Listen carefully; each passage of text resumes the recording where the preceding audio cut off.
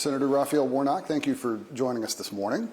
Let's get right to it. You've been running in campaign mode for 3 years straight now, and now you have some breathing room. You are a duly elected, full-term, 6-year senator.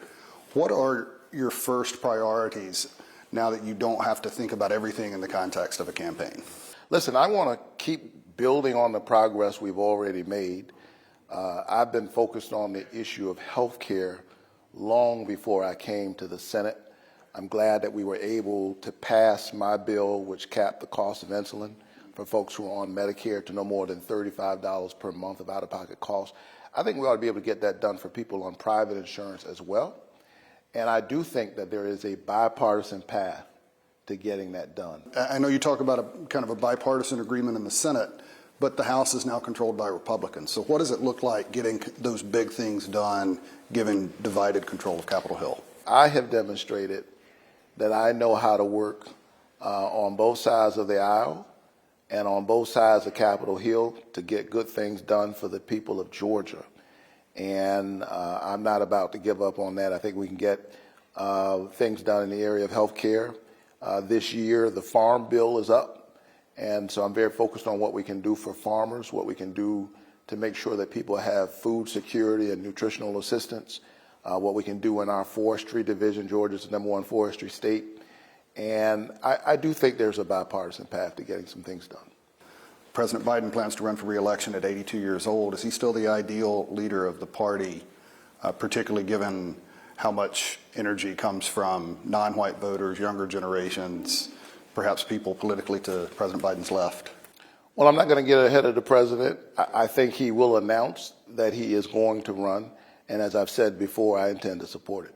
You've just spent 3 years running. Have you given any thought yourself to just possible future paths for you beyond 2024? No, I'm really focused on the people of Georgia.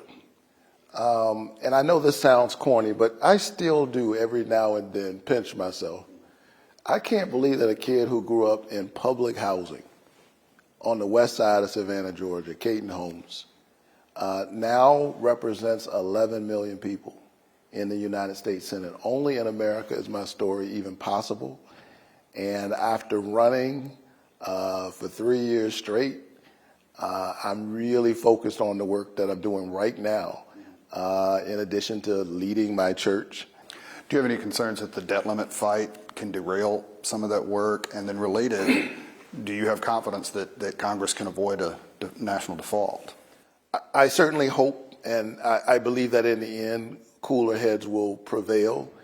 Here's the thing. We cannot afford to play chicken with the full credit of the United States government. The full faith and credit of the United States government is critical to the stability of our economy, to jobs, and the impact of doing otherwise would be devastating. And we can't afford to wait until the very last day to do something about this. Should Georgia be an early primary state in 2024, host the convention, and are you a part of trying to make those things happen? I can't think of a better place to have that convention. And what about an early primary? When you look at the country and how it's changing, I think it makes sense for states that look more like the rest of the country may get us closer to where we need to be.